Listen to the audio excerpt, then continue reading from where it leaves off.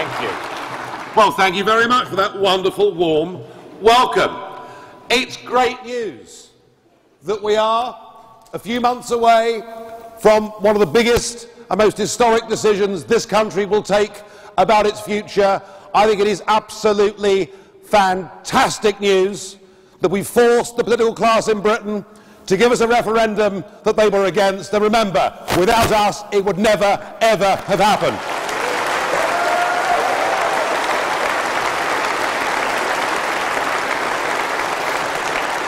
Now, of course, the referendum is going to be based on Mr. Cameron's renegotiated deal. I don't know whether you saw the letter that he sent to the head of the European Council. He's really not asking for anything. He's asking for a commitment that Britain won't have to join the euro. I would suggest to you there is more possibility and probability of Britain doing a joint moon landing with the European Union than us joining the euro. So he's asking for a series of promises, perhaps to be written into a treaty in a few years' time. And the only concrete thing that he's asked for is he wants a change to migrant benefits. And guess what they've told him? They've told him where to go. They've said no. And so he's decided that to get that through, he will change benefits for British people as well. He is asking for nothing. He will get nothing. This renegotiation, is not worth a row of beans. He's going to try and pull the wool over the eyes of the British electorate, and our job is to make sure he doesn't get away with it.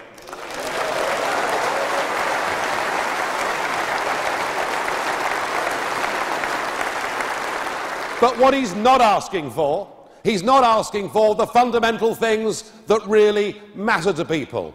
He's not asking for us to regain the supremacy of law, for us perhaps at least to have a parliamentary veto over a piece of legislation that damages British interests. He's not asking for that. He's not asking in any way at all for a reduction to our massive daily, weekly, monthly and annual financial contribution. Not asking for a penny. And it was funny because one of his greatest claims to victory was that he managed a few years ago to get the European Union for the first time to reduce its budget. And yet, as part of that deal, which he claimed as a victory, the British contribution went up. If that's what victory looks like, I'd hate to see what a defeat looks like. And about 18 months after that, if you remember, just before the election, there was a bill, an extra 1.75 billion sterling bill was presented. And Mr. Cameron went on the television and spoke at the dispatch box and said, "We will not pay this money." And it all sounded absolutely marvellous. But guess what? We've paid the bill. We've paid the bill. And he will not, in this renegotiation, even touch upon what is now, without doubt, the biggest single most important issue in British politics, namely the fact that we have an open door to the whole of the European Union. He's not even going to attempt to talk about any of those things. And what he will also not do at any point in time, and frankly what we have to do, is to really talk about what this referendum is about. It is a simple choice about whether we wish to remain an independent, self-governing nation-state or be an outlier of what is growing into a centralised, undemocratic, badly run, failing monstrosity. It's actually quite simple. And it isn't really very hard, is it, to get to the core of this issue. That is what, laughingly, is called a British passport.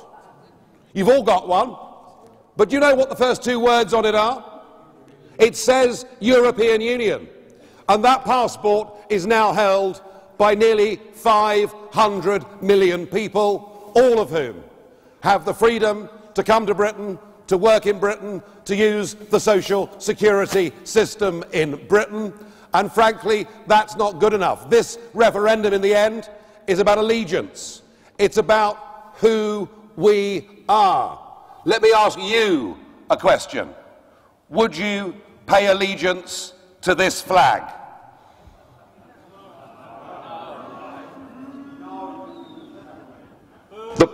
No, you got it wrong. Right, well, the technical boys have made a balls of it, so I'll carry on without them.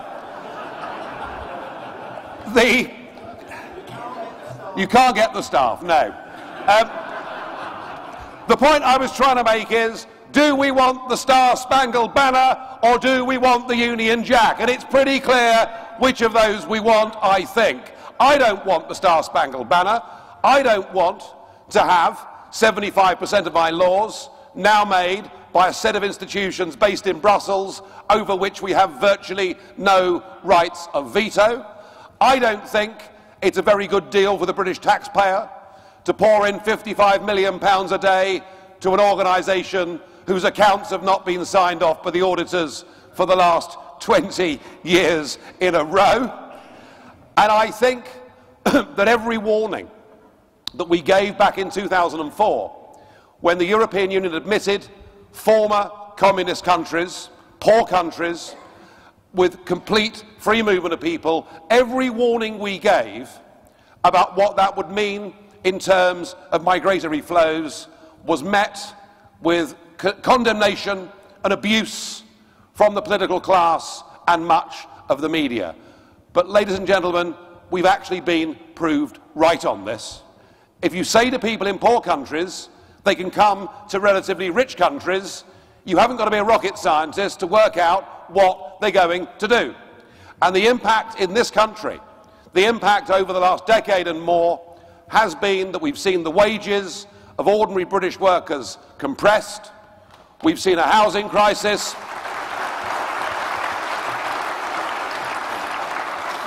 We've seen a housing crisis that means that we now have to build one new house every 7 minutes just to cope with current levels of immigration. We have a health crisis. We have a crisis of primary school places. And frankly, it is irresponsible government to have an open door, because how on earth can you plan what primary school provision you need? How on earth can you plan what healthcare provision you need if you haven't got a clue in the next 3 or 4 years how many people are coming into Britain? Now, we've been right about many, many of these things. But in this referendum, we will find ourselves up against virtually the entire political class. We'll find ourselves up against the Labour Party, which in a way is disappointing. I wouldn't describe myself as being a natural supporter of Jeremy Corbyn, although I do rather like the proposal from the monster raving loony party in the Oldham West and Royton by-election, and they think we should keep the Falkland Islands but give Mr Corbyn to Argentina. It's not a bad idea.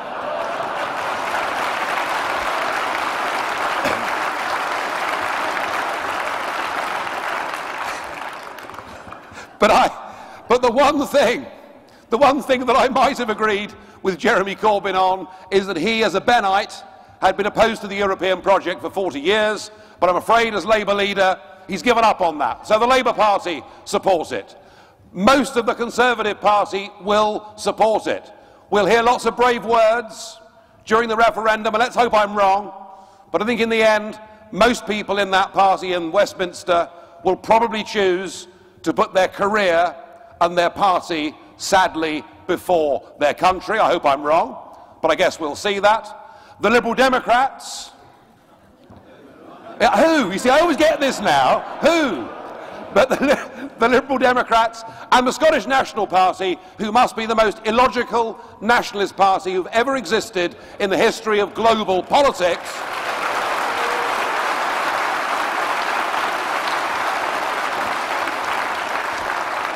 appear to be quite happy for Scotland to be part of the European Union, which also, of course, would have been ultimately members of the euro. So they're all lined up. We know that many of the big multinational corporations are very much in support of the European Union. It gives them a method of actually making the rules in their own industries, which excludes many of their small and medium-sized competitors. And of course, they've got together with this group, BSE. I'm not so sure that was the wisest. I don't know who they paid for their brand consulting, but they perhaps ought to ask their money back, really, oughtn't they? But BSE, headed up by Lord Rose, who I thought looked very much like he didn't want to be there at their launch, but behind him are the Euro fanatics. Behind him is, of course, Richard Branson. Behind him, well, if you boo for Richard Branson, you wait for the next one. All right? And Lord Mandelson. And I can do even better than that, Tony Blair. Thank you. And this is the same crew. This is the same crew who 15 years ago told us that if we didn't join the euro, do you remember? We didn't join the euro, foreign and direct investment into Britain would cease, the City of London would close down, no car manufacturers would be in the country, that we'd be ruined if we didn't join the euro. Well, I put it to you that that self-same crew were wrong then and they're wrong now.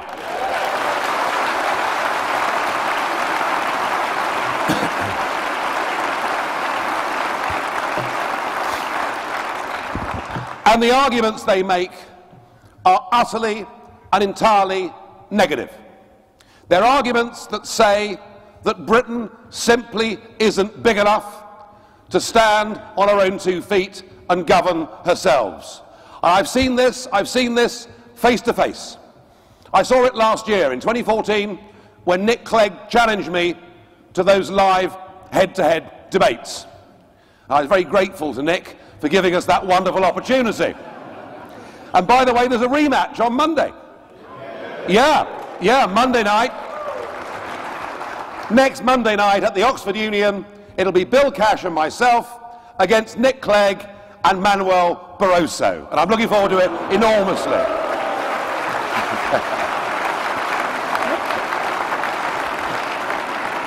Anyway, we were doing those debates last year, and it was during the first debate, and we were talking about trade. And Nick said to the audience, he said, look, Britain simply isn't big enough. We need to be part of a bigger European club to have clout on the global stage. On our own, we simply can't do it. And I responded to that by saying that Iceland, with a population of less than 1/3 had just managed to conduct their own trade deal with China. I said, Nick, if Iceland is big enough, and if Switzerland is big enough, and if Norway is big enough to negotiate their own trade deals on the world stage, I'm damn certain that we're big enough to negotiate our own deals on the world stage.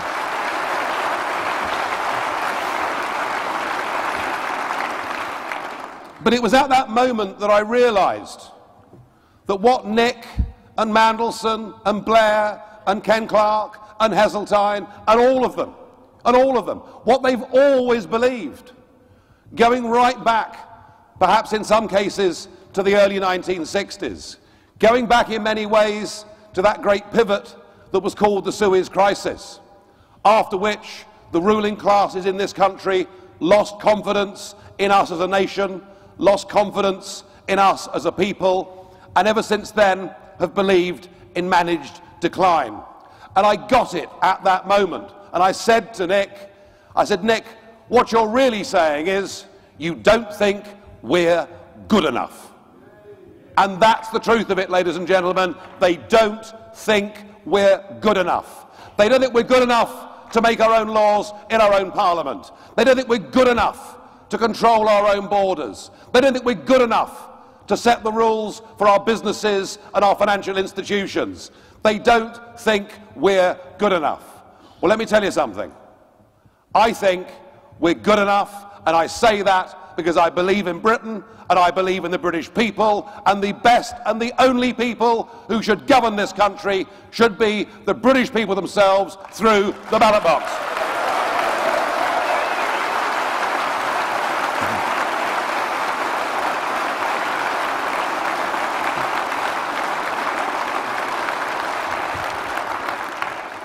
Now, it was interesting when Mr Cameron went for his renegotiation speech, obviously realising that he didn't have much red meat to throw out to the punters, did rather change tack. And he started to make a new argument. It's an argument that we hadn't heard the Prime Minister make before, but he started to argue that actually the main reason for staying in the European Union is that actually we would be safer and more secure as members of this union. Now, so it seems that what the Prime Minister wants to try to do is to set the terms of this debate. He says it's safer to be part of this union, and I'm going to argue now that actually it'd be far safer for us not to be part of this union. We have to be honest with ourselves and admit that we in this country, along with France and Belgium and certainly Sweden now and other European countries, we have made some terrible mistakes over the course of the last few decades.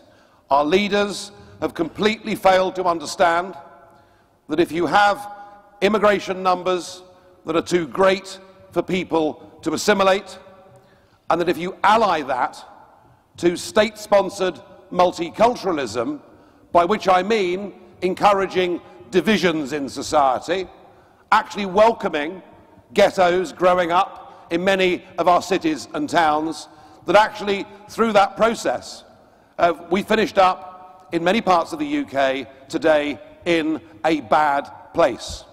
Completely separate, segregated societies. Societies in which there are practices that take place that are completely illegal under United Kingdom law, and yet our law enforcement officers and indeed our politicians turn a blind eye. You see, it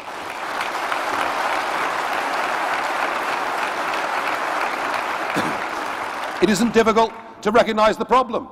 There are tens of thousands of cases of female genital mutilation that take place in this country every single year, and to date there has not been one single prosecution. 80% of marriages that now take place, Muslim marriages that now take place completely outside English civil law, and if it comes to divorce, the woman finds herself with absolutely no rights at all. These things have happened because our leaders, who don't think we're good enough to govern our own country, also have not had the strength of character and the resolve to tell groups coming into Britain who we are and how things work here. They seem to be ashamed of the fact that we have a Judeo-Christian culture in this country.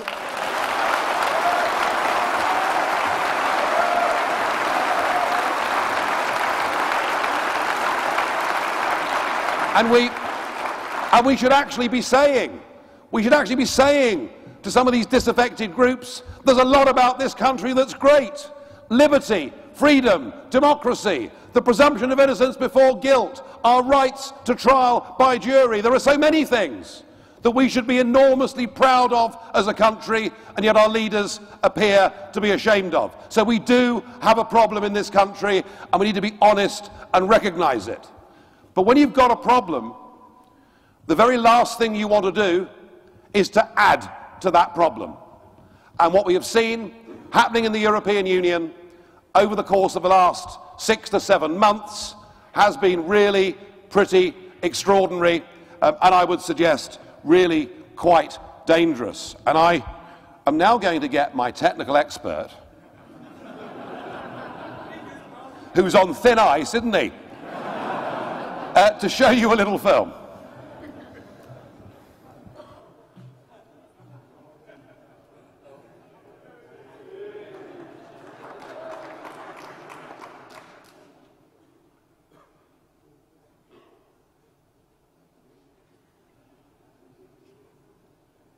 The problem, ladies and gentlemen, is this.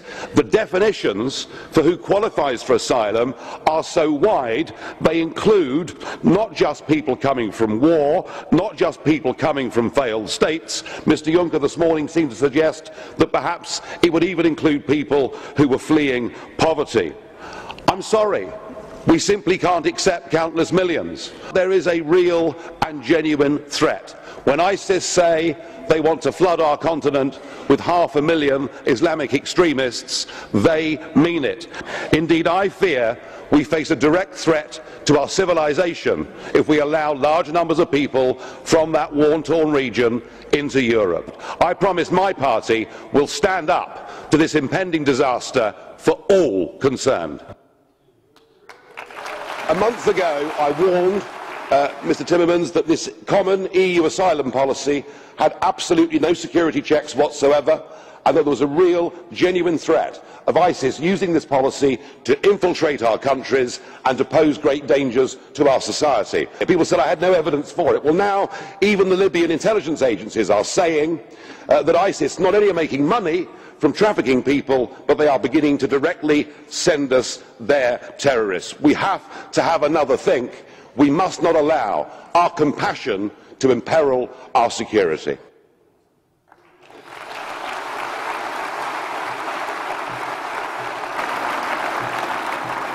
Now, it's pretty obvious to me that when ISIS say they're going to flood the continent with 500,000 of their jihadist fighters, we probably ought to believe them. And even if they're exaggerating, let's say it's only 50,000. Let's say it's only 5,000. Let's say it's only 500. It only took 8 bad people last Friday night to cause that catastrophe in Paris. We have to protect ourselves against this threat. And yet it isn't happening. It isn't happening. And now we know.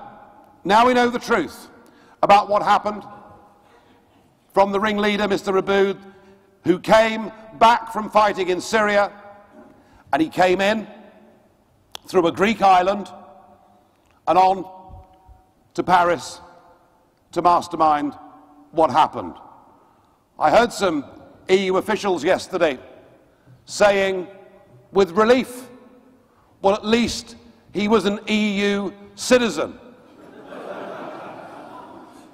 But actually, that makes it worse, because that means it's only by luck that he didn't come to London and try and do the same sort of thing here.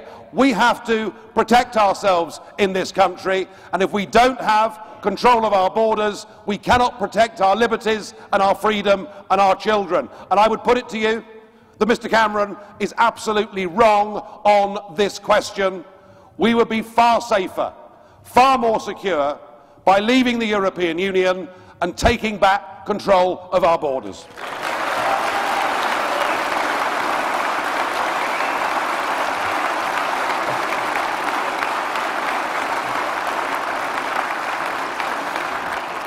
But I fear that absolutely no lessons have been learnt whatsoever.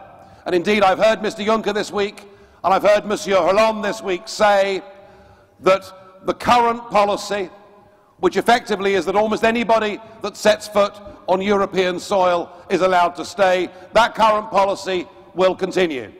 And it's a policy, of course, that was added to massively by Mrs. Merkel, who I think made one of the worst policy decisions that we've seen in modern times in Europe by encouraging something that was close to a stampede. That does not mean that we are blind to the suffering and the difficulties of those that have been displaced by war, and I certainly would be happy for a substantial chunk of our foreign aid budget to go and help those people who are in real need. But just to have an open door, as Europe's got, to virtually anybody without the ability to do security checks, given the great threats we face in the world. You know, we can comfort ourselves. Oh, well, you know, they can't all come straight here. But if within 2 or 3 years in Germany they've been given German passports, then they can, of course, all come here. So we need to protect ourselves. And to say no lessons have been learned, well, folks, I think it's about to get a whole lot worse. One of the surprises that came at a recent European summit, and it's interesting, isn't it? People say it's safer to be in the EU, but actually, you never know what's going to be cooked up at next weekend's summit. And completely out of the blue, Mrs. Merkel, who is the real boss in Europe, of course, Mrs. Merkel announced that we now have a new policy. We are not only going to give money to Turkey to try and stop the migrant flow from that country, but we are going to introduce from July next year visa-free access from Turkey to the Schengen area. But more than that, we are now going to fast-track Turkey as full members of the European Union. Now, this is a policy that David Cameron has supported 100% ever since he became leader of the Conservative Party in 2005. It's a policy that Labour think is a very good idea, and the Lib Dems, well, I'm sure they support almost anything that's got the EU in front of it.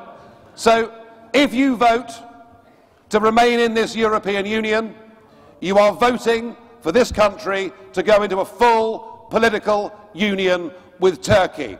And just think about what that means. It's a country of 75 million with a rapidly expanding population.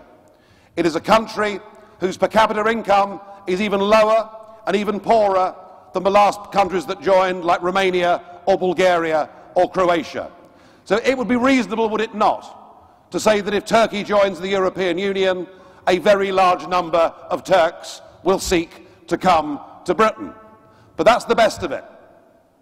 The worst of it, and I certainly wouldn't want to judge Turkey by the behaviour of its football fans the other night, because once or twice in the past, I'm not so sure the English or Scottish teams have covered themselves, their fans, in glory.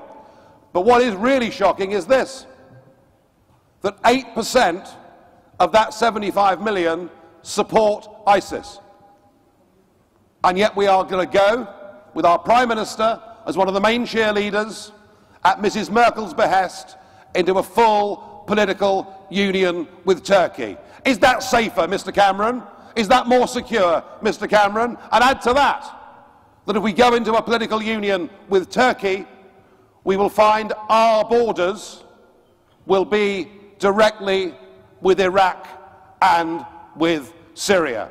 That is what you will get if you vote to stay in this European Union. And I do not believe that makes sense, and I don't believe the British people want this.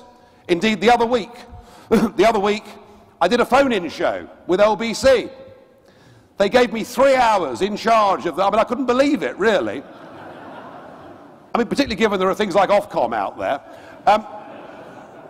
But it was the day of the Turkish elections, when the increasingly Islamist government had received an even bigger majority. And I couldn't get a single caller in the space of the hour to ring in, to disagree with me, to say that Turkey would be a member of the European Union.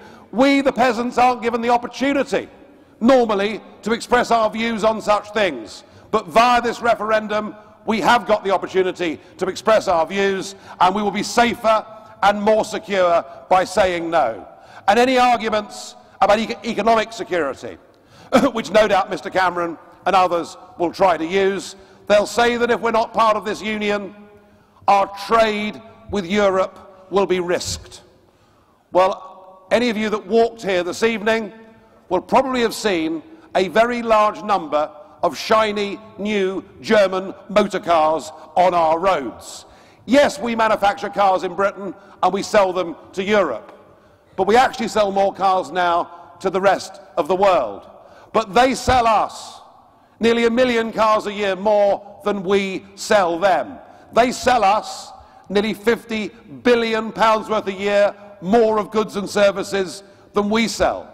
And this old tired argument that if we weren't part of the EU, all trade would cease and 3 million jobs would be at risk.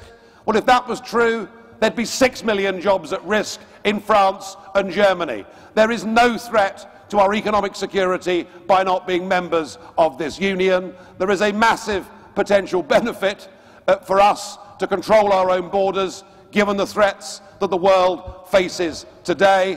And what we're really talking about here, we're talking about taking back control of our lives.